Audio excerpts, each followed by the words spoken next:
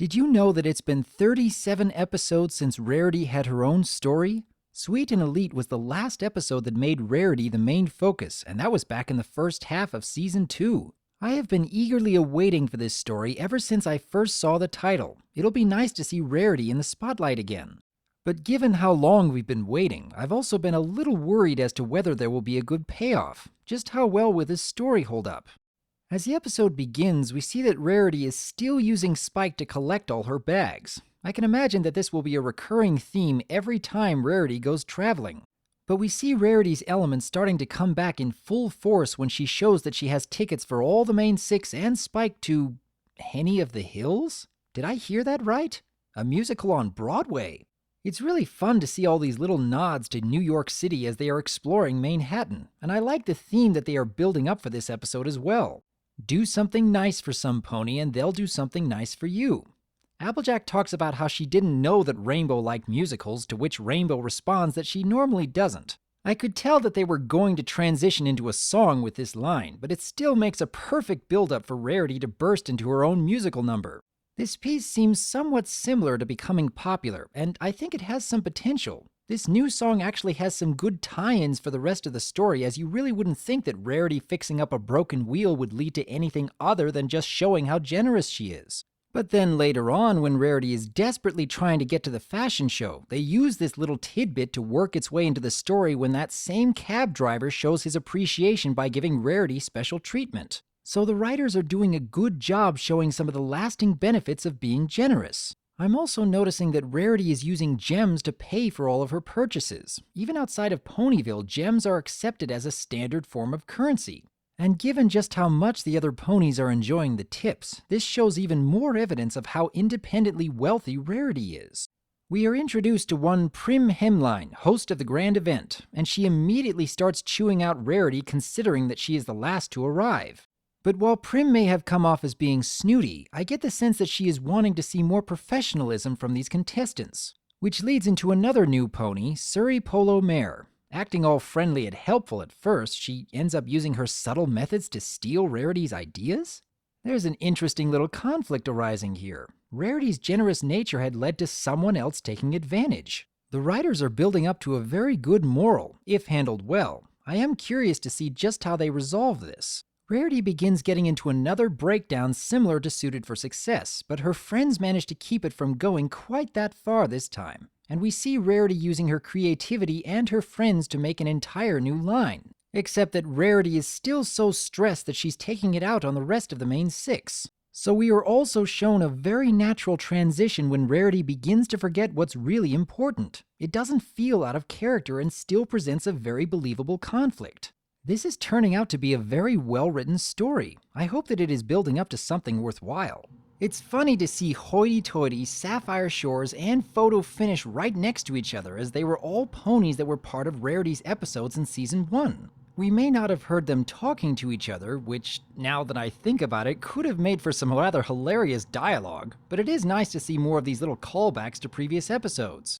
Thankfully, the crowd enjoys Rarity's new line, making all her efforts worthwhile. But she takes it hard when her friends don't show up to see this new line on stage.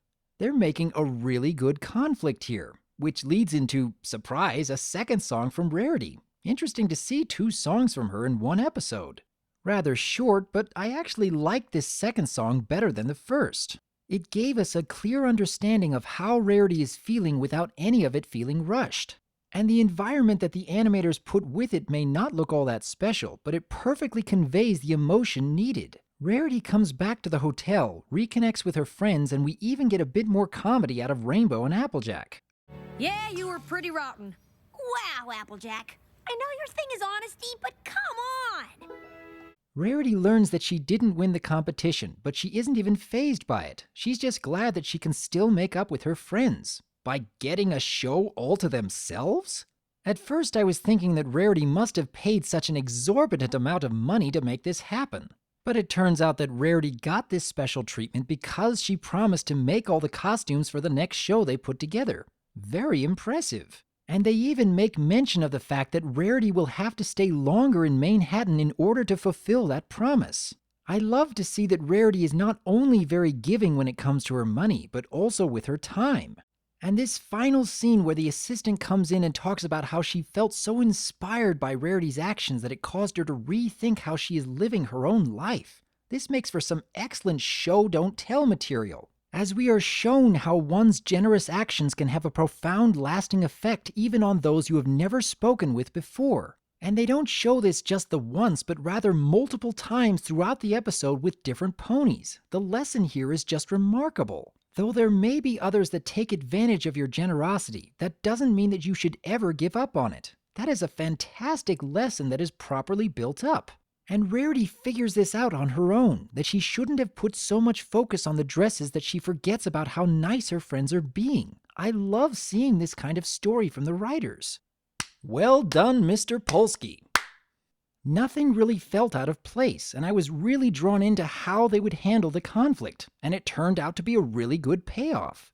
But even without this really intriguing story with a fantastic moral, there is still even more to enjoy with this episode. There may not have been that many comedic bits throughout the story, but the ones we got were really entertaining.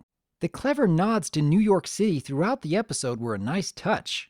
Both the characters and the conflict felt natural, as even Twilight was doing her part well in being a supporting role. I may not think that the songs are among the best MLP has to offer, but they serve their purpose really well for the story here. Overall, I really enjoyed this episode. We had been waiting so long to get another story about Rarity, and it turned out to be a great payoff. I may not have thought too highly of Daring Don't, but Dave Polsky has shown us once again that he can write a really good story. Once again, job well done.